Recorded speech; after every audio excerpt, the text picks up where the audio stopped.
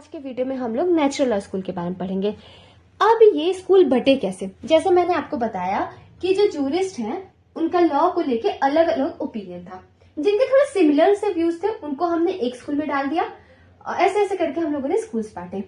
तो जो natural law school वाले हैं उनका ये मानना है कि जो लॉ है वो मोरालिटी पे बेस्ड है।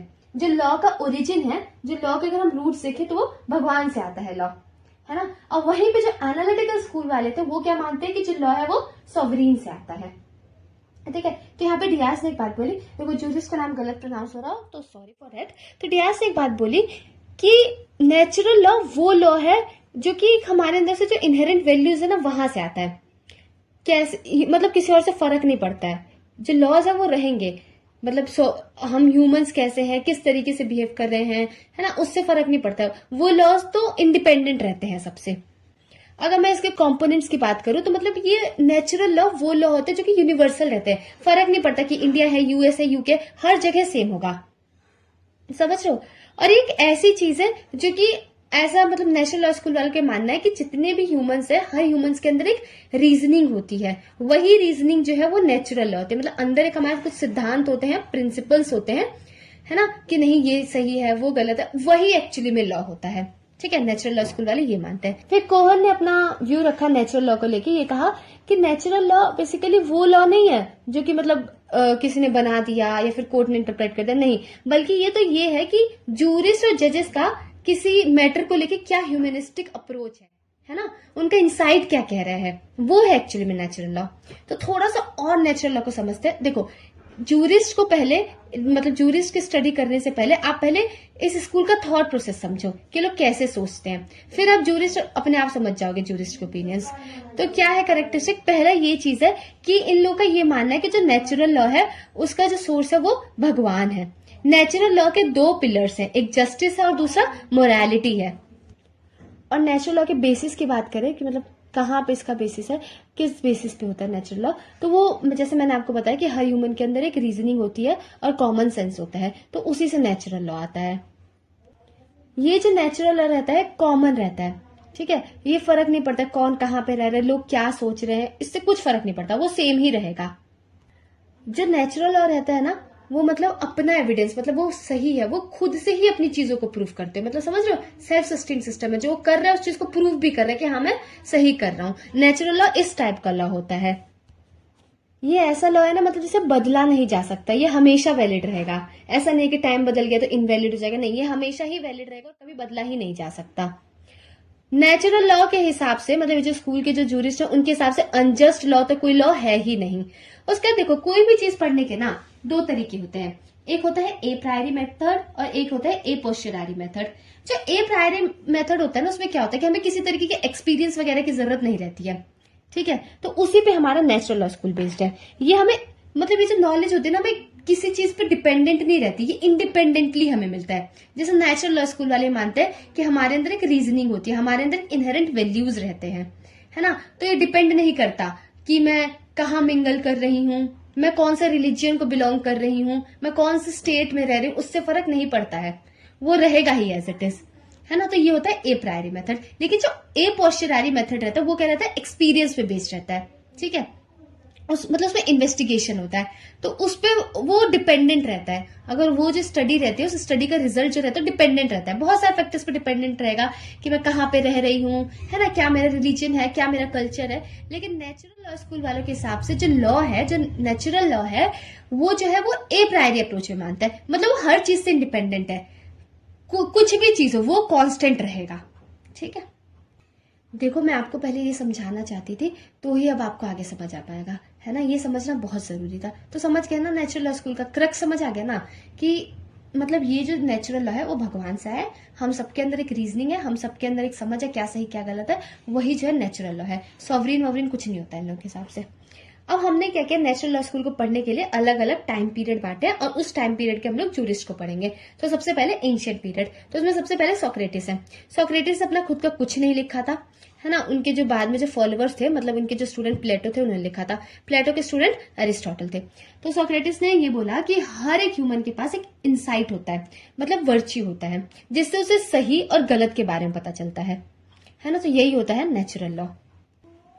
फिर सोक्रेटिस का मानना था कि वही लॉ को हम लोग प्रॉपर कहेंगे जिसके पीछे मतलब रीजनिंग है ना, मतलब जो अनजस्ट नहीं है, उन्हीं लॉ को प्रॉपर कहा जाएगा। ये नहीं कि किसी ने कुछ भी बोला और हम मान लेंगे, नहीं, उसके पीछे रीजनिंग होनी चाहिए, जो हमारा इंसाइट है वो उसे गुड कहे, अच्छा कहे।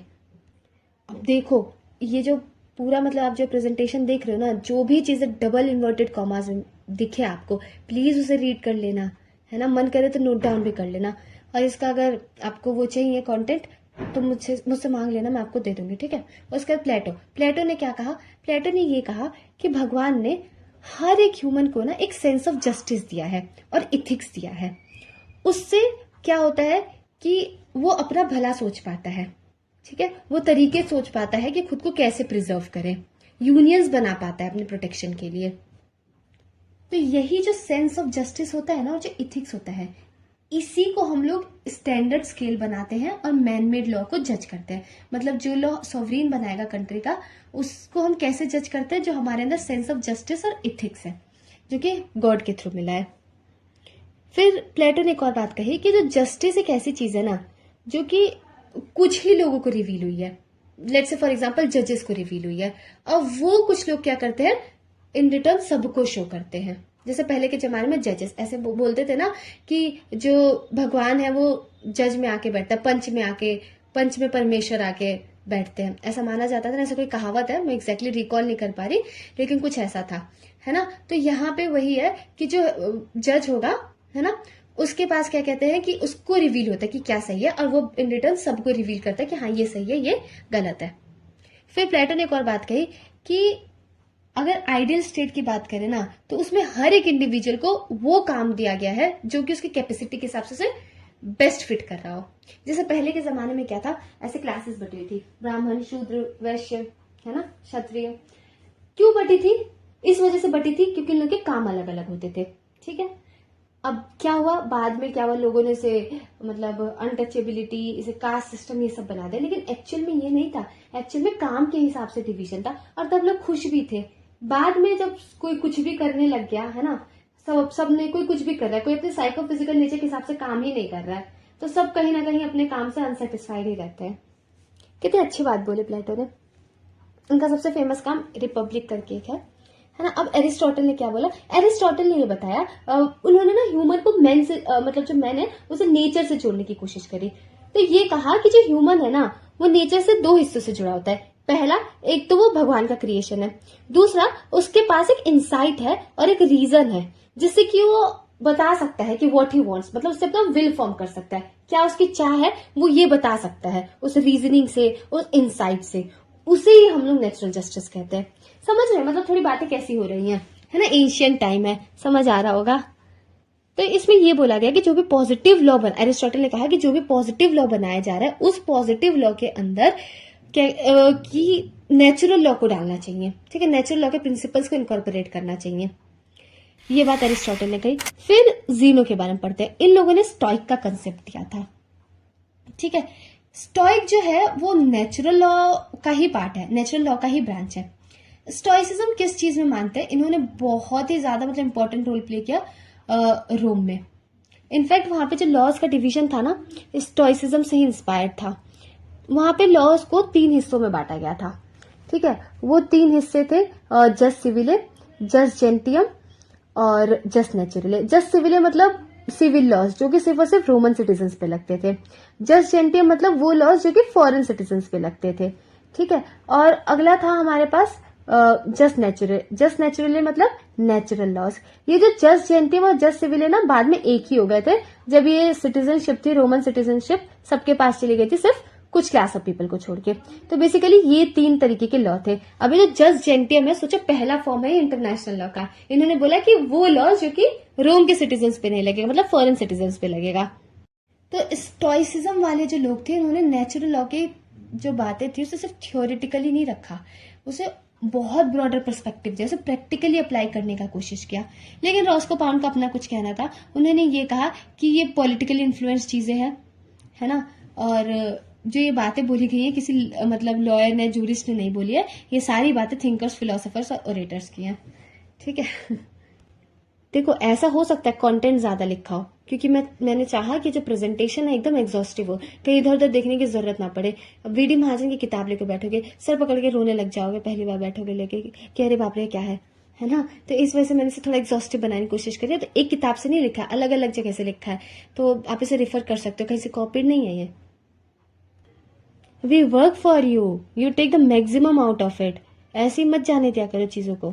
फिर अगला सिजेरो ने क्या कहा, इन्होंने ये कहा ना कि जितने भी क्रिएशन है उसमें सबसे हायर फुटिंग पे ना ह्यूमन है। क्यों? क्योंकि वो उसके पास सोचने समझने की क्षमता है। बोलते हैं ना कि you are not an animal. जब इंसान कुछ सोचता नहीं है तो हम उसे क्या बोलते हैं कि जानवर, तुम तो जानवर से भी बदतर हो, ऐसा डायलॉग होता है ना। तो यहाँ पे बात कही थी सिजेरो ने कि हम सबसे ह्यूमंस जो है वो सबसे ज्यादा सुप्रीम है। क्यों? क्योंकि उनके पास रीजनिंग है ना, वो इनोवेशन कर सकते हैं। फिर ये बोला गया कि जो लॉ है वो बेसिकली हमें बताता है कि क्या करना चाहिए और क्या नहीं करना चाहिए। What ought to be done and forbids the opposite. ठीक है, तो ये था हमारा एंशिएंट पीरियड। इतना कुछ था नहीं, ठीक है, इससे बहुत ज्यादा क्वेश्चन नहीं बनते हैं, है ना। लेकिन पढ़ लेना, आंसर राइटिंग करोगे तो उसमें हेल्पफुल रहता है आपके लिए, वरना एमसीक्यूज में बहुत ज्यादा क्वेश्चंस नहीं बनते हैं। फिर आते हैं मिडिल एजेस पे। तो मिडिल एजेस वाले लोग का क्या मानना था। अब देखो थोड़ा सा ना, अब ईयर वगैरह ये सब सोचो कि कौन सा समय चल रहा है वहां पे, क्या सिचुएशन चल रही है ना, कंट्री में मतलब पॉलिटिक्स कैसी चल रही है। मतलब अब तो ऐसी सिचुएशन है ना कि हमारी हिस्ट्री क्या है वो भी पॉलिटिक्स डिसाइड करेगी, ट्रस्ट में। अब इसका एविडेंस मैं आपको बाद में दूंगी, अभी नहीं दूंगी, वीडियो क्योंकि ऑलरेडी बहुत बड़ा है। तो उस समय की जो नेचुरल लॉ की थ्योरी थी ना, वो कैथोलिक फिलोसोफर्स और थियोलॉजियंस ने दिया। मतलब उस समय ना चर्च के बीच में, है ना, और जो स्टेट था, इन लोगों के बीच में लड़ाई चल रही थी।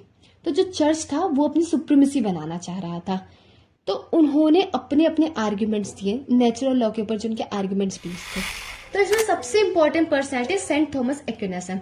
अब देखो, ये आगे पढ़ने से पहले दिमाग में इतना बिठा लो, चर्च और स्टेट के बीच में लड़ाई चल रही है। जो चर्च है वो अपने आप को सुप्रीम प्रूफ करना चाह रहे हैं, ठीक है। तो अब देखो कैसे करते हैं। तो इन्होंने ना दो इंपॉर्टेंट प्रिंसिपल दिए। एक बोला यूनिटी, ये बोला कि मतलब यूनिटी रहनी चाहिए लोगों के बीच में, ठीक है, क्योंकि उस टाइम क्या हो रहा था, टसल चल रहा था। तो इन्होंने ये दिखाने की कोशिश करी सबसे पहले यूनिटी रहना चाहिए। दूसरा इन्होंने ये दिखाने की कोशिश करी कि लॉ की सुप्रीमेसी रहनी चाहिए, है ना। मतलब ये बोला कि सुप्रीमेसी ऑफ लॉ कैसे, ये बोला कि जो कुछ लॉज ऐसे रहते हैं ना जो कि कभी नहीं बदले जा सकते, है ना, जैसे नेचुरल लॉ, तो हमेशा हमें उन लॉ को ऊपर रखना चाहिए, सुप्रीम रखना चाहिए उसे। उन्होंने ये बताया कि जो नेचुरल लॉ है ना वो कुछ नहीं है, जो हम अपने लॉज बनाते हैं ना उसी के अंदर हम उन लॉज को इम्बाइब करते हैं। मतलब मैंने अभी अपना कोई लॉ बना दिया, लेकिन मैं क्या करूंगी, जो कुछ एटर्नल लॉज होते हैं, जो डिवाइन लॉज रहते हैं, उसके अंदर मैं उसे डाल लूंगी, उन प्रिंसिपल्स को डाल लूंगी। बस यही होता है नेचुरल लॉ, और कुछ नहीं होता है। फिर ये बताया कि जो एकदम प्राइमरी परसेप्ट है, मतलब जो प्राइमरी काम है लॉ का, वो ये है कि जो गुड है उसे करना चाहिए और जो इविल है उसे अवॉइड करना चाहिए। फिर ये मीन्स और एंड के बीच में रिलेशन बताया, मतलब कोई चीज करने का क्या तरीका होता है, उसका क्या रिजल्ट होता है, उन दोनों के बीच में रिलेशन होता है। फिर उन्होंने बताया कि जैसे जो इविल चीजें हैं, है ना, उसे करना, मतलब जो चीजें मॉरली रॉन्ग है उसे मना इस वजह से नहीं किया गया क्योंकि गॉड ने मना किया है, बल्कि गॉड ने, भगवान ने उसे इस वजह से मना किया क्योंकि वो गलत है। तो ऐसे ही कुछ बातें करी है ना। अब आप सोच रहे हो मैं ऐसा ज्ञान पेल रही हूँ, मैं ये ज्ञान नहीं पेल रही, जो उन्होंने लिखा है मैं वही बता रही हूँ, मेरी गलती नहीं है। अब आप पास्ट में जा सकते हो तो जाके देखो। अब देखो कितने, मतलब कैसे इन लोगों ने क्या क्या किया। अब देखो इन्होंने ये बताया कि जो लॉ है ना वो 4 तरीके के, लॉ ऑफ गॉड, है ना, वो तो भगवान ही देते हैं, वो तो डिवाइन चीज है ना, तो उससे तो वो हमारे समझ में नहीं है। दूसरा नेचुरल लॉ जो कि हमारे अंदर एक रीजनिंग है, हमारे अंदर एक इंसाइट है, वर्च्यू, उससे हमें पता चलता है, ठीक है चलो। तीसरा है डिवाइन लॉ वो हो गया जो कि स्क्रिप्चर्स के थ्रू आता है, मतलब जो हमारे पास स्क्रिप्चर्स है ना उसके थ्रू आता है। उसके बाद अगला ह्यूमन लॉज, जो कि ह्यूमन खुद बनाते हैं अपने रिलेशंस को गवर्न करने के लिए। तो ये बताया कि जो ह्यूमन लॉज है ना वो डिवाइन लॉ के कॉन्सोनेंस में होने चाहिए, मतलब डिवाइन लॉज के जो स्क्रिप्चर्स में जो हमारे प्रिंसिपल्स लिखे गए ना उसके हिसाब से होने चाहिए, है ना। तो अब इन्होंने, मतलब स्क्रिप्चर्स के हिसाब से होने चाहिए, तो इन्होंने ये बात समझाने की कोशिश करी कि ये जो स्क्रिप्चर्स है वो समझाने वाली जो अथॉरिटी वो चर्च है। तो मतलब जो ह्यूमन लॉज बनेंगे, है ना, वो सही है या नहीं है, या ह्यूमन लॉज कैसे बनने चाहिए, उसे डिसाइड करने वाली अथॉरिटी कौन होगी? चर्च, क्योंकि स्क्रिप्चर से बेस्ड है। और स्क्रिप्चर्स किसे पता है? चर्च को पता है। तो देखा, मतलब मैंने आपको शुरुआत में बताया था लड़ाई चल रही थी स्टेट और चर्च के बीच में, तो देखो चर्च की सुप्रीमेसी प्रूफ करी। समझ आ रहा है? ये जो डिवीजन था ना, इसे काफी अप्रेजल भी मिला कि मतलब इसके अंदर कितनी सारी चीजें इंक्लूड कर दी। तो साफ साफ दिखा कि एक्विनस जो है उन्होंने चर्च की अथॉरिटी को स्ट्रॉन्ग करने की कोशिश करी।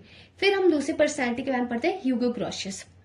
इन्होंने क्या दिया? इन्होंने theory of functional natural law दिया। ठीक है, अगर एमसीक्यू में आए तो प्लीज इसे लिख लेना, है ना, theory of functional natural law. फिर ये बताया इन्होंने कि नेचुरल लॉ जो है वो मतलब उसे कभी बदला ही नहीं जा सकता। ये बोला कि उसे भगवान खुद नहीं बदल सकते, नेचुरल लॉ ऐसा है। मतलब ऐसे बोलते ना, विधि का विधान, उसके विरुद्ध कोई नहीं जा सकता, है ना। तो यही बात बोली है ग्रोशियस ने, ह्यूगो ग्रोशियस ने। फिर ये बोला इसी के बेसिस पे ह्यूगो ग्रोशियस ने अपना इंटरनेशनल लॉ का प्रिंसिपल दिया। पैक्टा sunt servanda सुना है ना, इन्होंने ही दिया है। पैक्टा sunt servanda क्या कहता है कि मतलब कोई भी ट्रीटीज वगैरह अगर स्टेट्स आपस में साइन करते हैं इंटरनेशनल लेवल पे तो उसे फॉलो करें, उन पे बाइंडिंग होता है। तो ये है पैक्टा sunt servanda।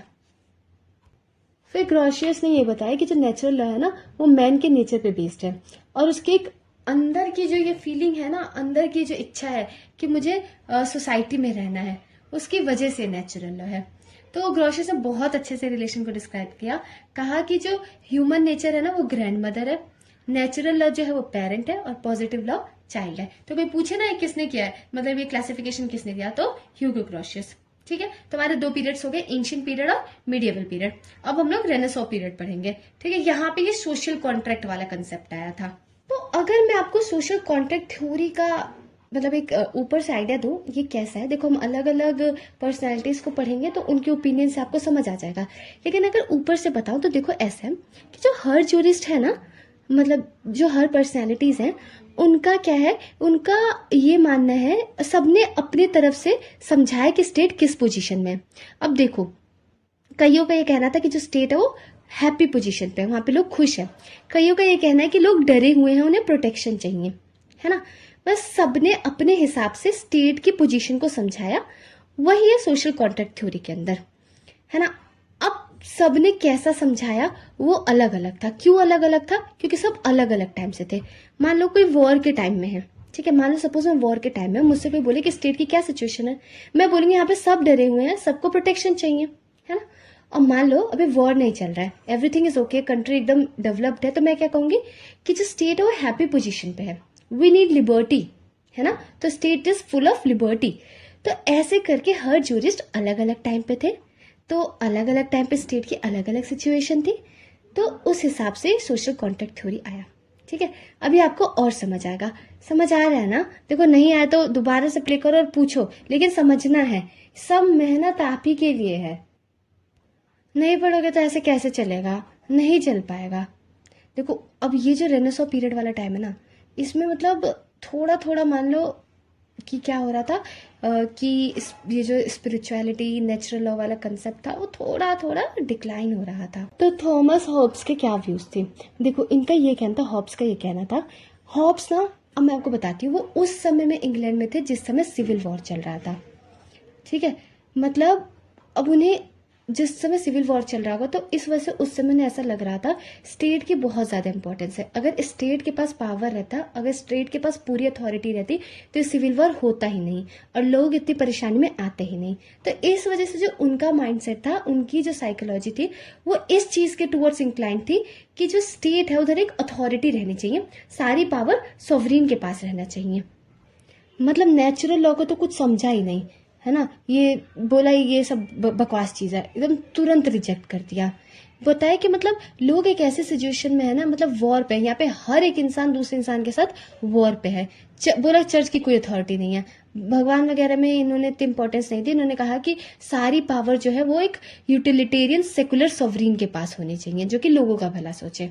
ठीक है, लोग नहीं कर पाएंगे, वो एक सॉवरीन होगा जो कि यूटिलिटेरियन सेकुलर सॉवरीन होगा, वही लोगों का भला कर पाएगा। मतलब हॉब्स ने बताया कि स्टेट ऑफ नेचर ऐसा था कि मतलब सब डर में थे, सब सेल्फिश हैं, है ना, पुअर एकदम कंडीशन है, मतलब सॉलिटरी कंडीशन है, मतलब जितना बेकार बोलो उतना बेकार स्टेट को समझा है। क्यों? क्योंकि सिविल वॉर के टाइम पे थे।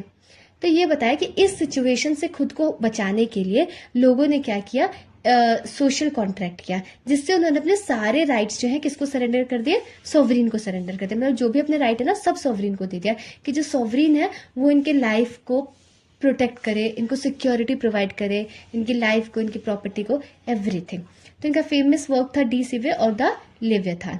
फिर जॉन लॉक की बात करते हैं। मतलब जो हॉब्स थे ना उसका अपोजिट जो है वो लॉक है, ठीक है।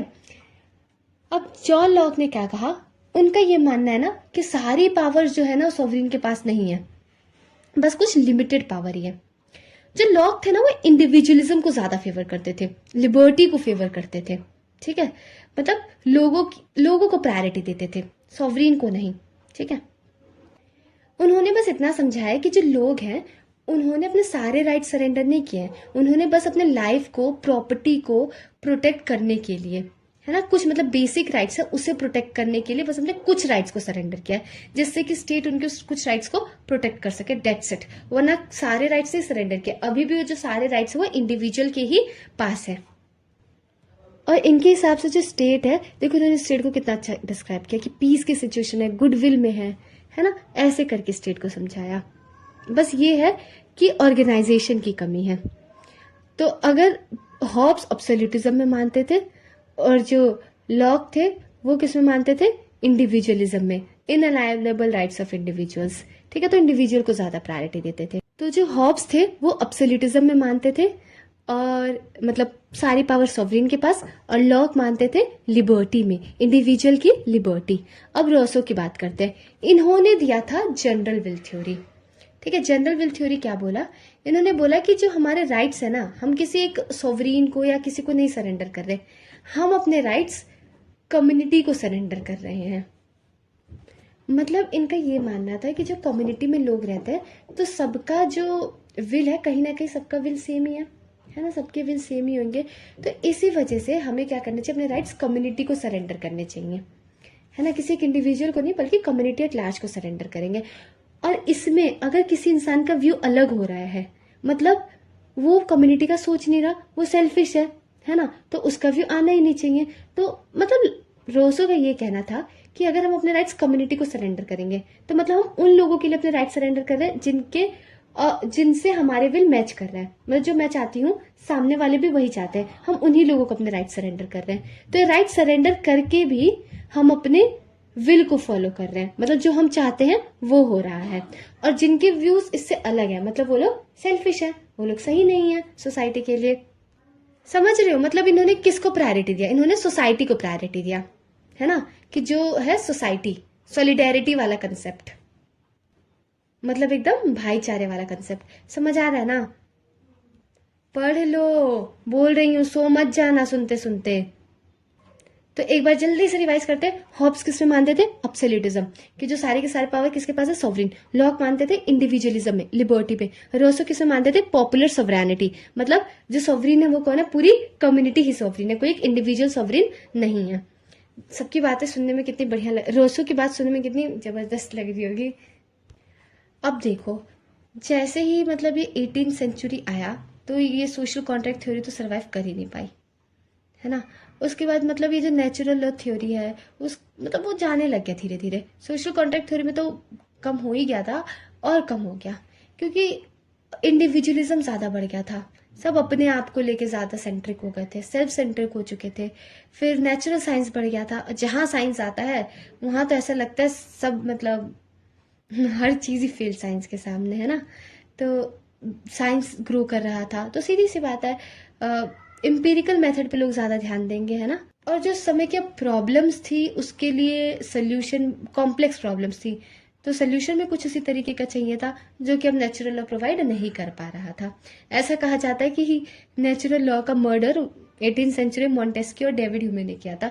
और भी बहुत सारे लोग थे जैसे कि बेंथम, ऑस्टिन, है ना। बेंथम ने कहा था नॉनसेंस अपॉन स्टिल्ट्स, ऐसे ऐसे करके सबने कहा था। ये मैंने और वीडियोस में पढ़ा है, इस वजह से मैंने इन लोग को यहाँ पे इंक्लूड नहीं किया। मॉन्टेस्क्यू ने अपना comparative study of law and governments निकाला, इससे उन्होंने बहुत ज्यादा नेचुरल लॉ को अंडरमाइन किया। फिर ये तो मैं ऐसे ही आपको शॉर्ट में बता रही हूँ जिससे कि आपका एक लिंक बना रहा है, आप समझ पाओ पूरा नेचुरल लॉ स्कूल को। अब डेविड ह्यूमे ने एक बात कही कि ये जो पूरा का पूरा नेचुरल लॉ है ना वो कुछ नहीं है, इट्स जस्ट अ कंफ्यूजन।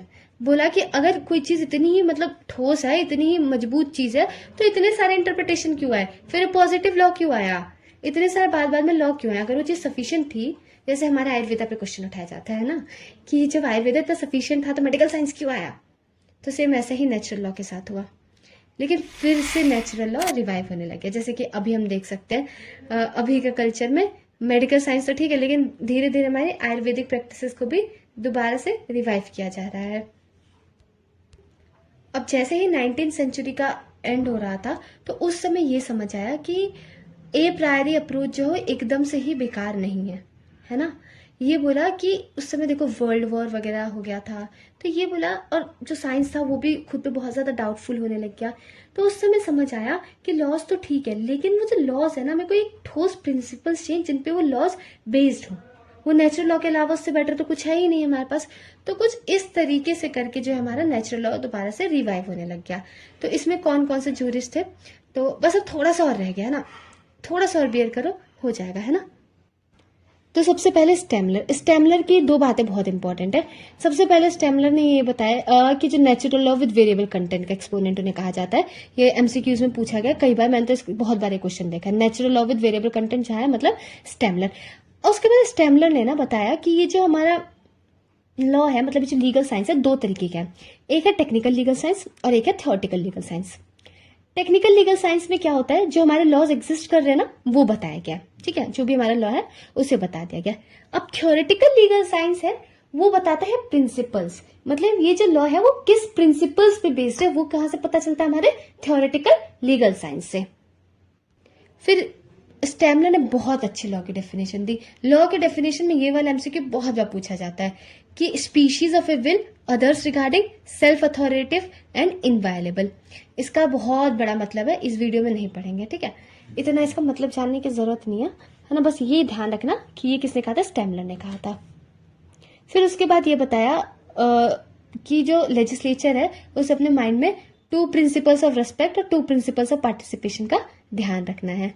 तो प्रिंसिपल ऑफ रेस्पेक्ट का क्या है कि मतलब किसी इंसान की विल ना दूसरे के आर्बिट्ररी विल पे डिपेंड नहीं करनी चाहिए। मेरी क्या मर्जी है ना, वो किसी का जो मर्जी आए वो बोल दे, उस पर डिपेंड नहीं करना चाहिए, ठीक है। मतलब कोई लीडर है ना, वो मेरे को रिप्रेजेंट कर रहा है ना, तो वो कुछ भी बोले वो मेरा विल नहीं मान लेना चाहिए। तो एक तो ये हो गया 2 प्रिंसिपल्स ऑफ रेस्पेक्ट। दूसरा 2 प्रिंसिपल्स ऑफ पार्टिसिपेशन, मतलब कम्युनिटी में से लोगों को एक्सक्लूड ना करना, उन्हें भी इंक्लूडेड रखना, ठीक है। स्टेमलर ने बोला था। देखो जितना रिक्वायर्ड है ना मैं उतना एक्सप्लेन कर रही हूँ, इनफैक्ट मैं उससे ज्यादा ही एक्सप्लेन कर रही हूँ, तो इतना डीप डाइव मत करना, ऑलरेडी बहुत डीप है ना, ये बहुत एग्जॉस्टिव है। मैं बोल रही हूँ नेचुरल लॉ स्कूल के लिए ना बहुत सफिशियंट है। तो अगला है जॉन रोल्स। इन्होंने क्या बोला, इन्होंने प्रिंसिपल ऑफ जस्टिस के बारे में समझाया कि प्रिंसिपल्स ऑफ जस्टिस क्या होते हैं, ठीक है। तो मतलब बेसिकली उन्होंने ये बताया कि एक हाइपोथेटिकल ओरिजिनल पोजीशन में एक हाइपोथेटिकल रेशनल पर्सन किस चीज को चूज करेगा। अब मैं हाइपोथेटिकल वर्ड यूज कर रही हूँ। हाइपोथेटिकल मतलब एक नॉर्मल सिचुएशन, मतलब ये कह सकते हैं कि कुछ चीजें जैसे अज्यूम्ड रहती है, जैसे कुछ साइकोलॉजी, जैसे कि एक बच्चे के सामने है, हमने एक सपोज एक वेजिटेबल रखा है और चॉकलेट रखा है, तो बच्चा चॉकलेट चूज करेगा। तो ऐसे ही करके कुछ चीजें फिक्स रहती है, मैं बेकार अच्छा नहीं कह रही, लेकिन कुछ चीजें अज्यूम्ड रहती हैं। तो उन प्रिंसिपल्स के हिसाब से एक हाइपोथेटिकल इंडिविजुअल क्या चूज करेगा। इतना डीप जाने वाली बात नहीं है, पूछा जा सकता है, तो आप इसे ध्यान रखना, ठीक है। तो ये समझाया। उसके बाद फिर क्या कहते हैं कि वो बताया हमें principles of justice, first principle of justice और सेकंड प्रिंसिपल ऑफ जस्टिस समझाया। तो फर्स्ट प्रिंसिपल ऑफ जस्टिस ये है कि हर पर्सन के पास इक्वल राइट्स होने चाहिए, है ना, लिबर्टी वाली बात। सेकंड प्रिंसिपल ये बताया कि सोशल और इकोनॉमिक इक्वालिटी रहनी चाहिए, मतलब सोशल और इकोनॉमिक इनइक्वालिटी को हटा देना चाहिए, जिससे कि जो सबसे ज्यादा डिसएडवांटेजेस पोजीशन में, मतलब जो सबसे ज्यादा गड्ढे में, उनका भी फायदा हो, है ना। और फिर क्या कहते हैं कि सबको मतलब इक्वालिटी देना, सबको अपॉर्चुनिटी देना, है ना, ऐसी कंडीशन क्रिएट करना कि सबके पास अपॉर्चुनिटी आए। फिर उसके बाद इन्होंने प्रिंसिपल ऑफ प्रायोरिटी भी दी, ये पूछा जाता है। प्रायोरिटी, प्रिंसिपल प्रायोरिटी मतलब इन्होंने मतलब कुछ सिचुएशंस बताई, मतलब 2 सिचुएशन बताए, इनमें से एक चूज करना होगा तो क्या चूज करना है। तो इन्होंने बोला कि अगर लिबर्टी और नीड, तो लिबर्टी चुना जाएगा, और अगर नीड और यूटिलिटी में से नीड चुना जाएगा, और लिबर्टी एंड यूटिलिटी में से लिबर्टी चुना जाएगा। तो मतलब ये कहा ना कि अगर हमारे कुछ बेसिक वांट्स सेटिस्फाई हो जाए ना, मतलब जैसे हम सबके कुछ बेसिक वांट्स होते हैं, तो अगर वो सेटिस्फाई हो जाए तो उसके बाद हमें प्रायोरिटी लिबर्टी को देनी चाहिए। ठीक है, मतलब पहले बेसिक नीड्स जो सेटिस्फाई हो जाए, उसके बाद हम लिबर्टी को प्रायोरिटी देंगे। उसके बाद फिर हम पढ़ते हैं लॉरेल फुलर ने क्या कहा। इन्होंने कहा बस अब हो गया, ये लास्ट जूरिस्ट है, ठीक है, फिर आपकी छुट्टी मुझसे तो हो जाएगी, जूरिस्प्रूडेंस से मुश्किल है छुट्टी। इन्होंने बहुत इंपॉर्टेंट कंसेप्ट की बात करी, ये भी एमसीक्यू में पूछा जाता है, इंटरनल मोरालिटी। इन्होंने बोला कि जो लॉ है उसे किसके साथ कंप्लाई करना चाहिए, इंटरनल मोरालिटी। अब इंटरनल मोरालिटी क्या है, मतलब ये जो इनर मोरालिटी की जो बात कर रहे हैं क्या है, कैसे पता चलेगा इनर मोरालिटी क्या है ना। तो उसके लिए इन्होंने मतलब 8 वर्च्यूज बताए, उसके हिसाब से हमें इनर मोरालिटी पता चलेगा कि जो लॉ है वो जनरल होना चाहिए, है ना। उसके बाद मतलब ऐसे करके सब चीजें बताई। फिर ये बताया कि जो लॉ है उसका रेट्रोएक्टिव लेजिस्लेशन नहीं होना चाहिए, मतलब पास्ट से उसका इफेक्ट नहीं होना चाहिए। मतलब आपको जो सजा है या पनिशमेंट है उस टाइम, जिस टाइम आपने ऑफेंस किया होगा उस समय जो लॉ एग्जिस्ट कर रहा है उसी के हिसाब से आपको डील करे। ये नहीं कि आपने ऑफेंस कल को किया है और आज के लॉ के हिसाब से डील किया जा रहा है ना। कॉन्ट्राडिक्टरी रूल्स नहीं बनाना, है ना। और जो लॉ अनाउंस किए हैं और जो लॉ एक्चुअली में एग्जीक्यूट हो रहा है उनमें रिलेशन होना चाहिए। तो ये सारी चीजें आप इन्हें रीड कर सकते हो, ठीक है। तो इतना कुछ था नहीं इसमें।